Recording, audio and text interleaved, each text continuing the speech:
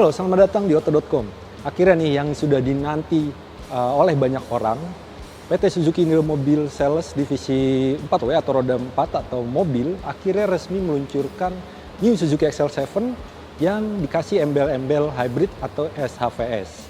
Nah, seperti apa detail kelengkapannya, kemudian apa saja sih yang berubah dan apa bedanya dengan beberapa model hybrid lain dari Suzuki, ikuti terus New Suzuki XL7 ini.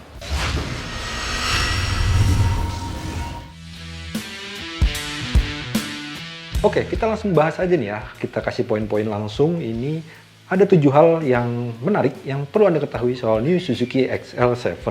Yang pertama, New Suzuki XL7 masih ditawarkan dalam 3 varian, yaitu ada Zeta, kemudian ada Beta, dan Alpha yang paling tinggi. Tapi, cuma varian Beta dan Alpha saja yang kedapatan Smart Hybrid Vehicle by Suzuki atau yang kita kenal dengan SHVS. Sementara varian Zeta tidak dilengkapi dengan sistem hybrid. Tapi semuanya punya opsi atau tawaran transmisi manual dan otomatis. Poin kedua, ini adalah model ketiga Suzuki di Indonesia yang kedapatan SHVS. Sebelumnya sudah ada R3 Hybrid, kemudian Suzuki Grand Vitara yang belum lama meluncur juga punya sistem hybrid.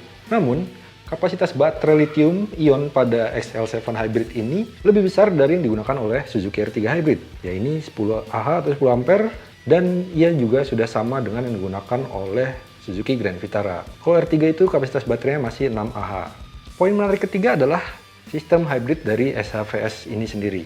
Seperti kita ketahui, ia memadukan ISG dan baterai dari lithium-ion itu tadi, dan hasilnya itu XL7 diklaim bisa lebih irit dan berkontribusi pada ramah lingkungan. Jadi fungsinya sih sebetulnya, ia membantu akselerasi awal dari XL7 Hybrid ini. Kemudian ada juga fitur Engine Auto Start Stop, yang fitur ini bakal mematikan mesin sesaat ketika mobil berhenti atau ketemu kemacetan ya. Dan ketika itu terjadi, diklaim konsumsi bahan bakar bisa terpangkas sekian persen. Poin keempat adalah dari segi eksterior dan interior. Kalau diperhatikan memang tidak banyak yang berubah pada XL7 Hybrid ini. Suzuki hanya memberikan pembeda pada bagian grill dan pelek yang dihitamkan. Kelihatan lebih sporty atau lebih macho sesuai dengan karakter dari LSUV yang ingin ditampilkan. Sejumlah ubahan lain juga ada meskipun minor. Misalnya ada antena nih, walaupun bentuknya masih tiang gini, katanya ukurannya berubah. Kemudian ada spoiler di belakang ini. Kemudian ada emblem hybrid tentunya untuk varian hybrid. Dan ada juga pilihan baru untuk warna two-tone yang menggunakan pilar atau atap berwarna hitam. Salah satunya ada varian warna baru ya ini yang disebut dengan Savannah Ivory. Oh ya, lampu depan belakangnya ini sudah menggunakan teknologi LED. Dan ada fitur Guide Me Light yang bakal menyala sesaat meskipun mobil sudah dimatikan. Soal interior juga masih sangat identik sebetulnya ya. Dan danannya sangat simple untuk New XL7 Hybrid ini, ya ini cuma warna grey dan black. Kemudian ada aksen kayu gelap yang hadir di semua varian New XL7. Dan tentu saja ada MID dengan berupa layar yang akan menampilkan beragam informasi terkait dengan penggunaan baterai dan sistem hybrid dari XL7 Hybrid ini. Poin kelima, fitur spion tengah e-mirror yang ada pada varian XL7 Hybrid Alpha tertinggi, ini juga diperbarui ya. Fitur ini bisa menampilkan tangkapan kamera belakang sekaligus depan dalam satu penampang. Pengoperasiannya juga dibikin lebih mudah dan ini sudah menggunakan teknologi layar sentuh.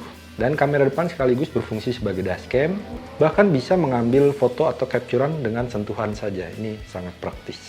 Kemudian poin ke-6, ada fitur cruise control. Nah ini juga sebetulnya sudah ada di R3 Hybrid. Menurut saya ini menarik karena Suzuki memberikannya tidak cuma di transmisi otomatis saja, tapi pengguna transmisi manual XL7 Hybrid juga bisa menikmati fitur cruise control. Kemudian poin terakhir adalah soal harga. Tentu saja ada kenaikan sedikit yang ditawarkan dan kalau kata Suzuki, pembeda sistem hybrid ini ada tambahan sekitar 12 juta lah ya. Ini Suzuki XL7 Zeta paling murah dibanderol 256,1 juta dan itu punya transmisi manual. Kalau ingin menikmati XL7 Hybrid yang paling murah dengan transmisi manual, bisa pilih Beta yang harganya ada di 283,9 juta. Kalau mau yang paling tinggi sekalian, siapkan uang sebesar 304,9 juta. Dan menurut saya, semua harga yang ditawarkan dari New Suzuki XL7 ini masih dalam kategori menarik ya. Nah, gimana pendapatnya? Silahkan berikan komentar di bagian kolom komentar di bawah. Jangan lupa like jika suka atau dislike jika tidak suka. Dan jangan lupa juga kalau belum subscribe di kanal YouTube Didi Official Auto dan juga carvaganza.com.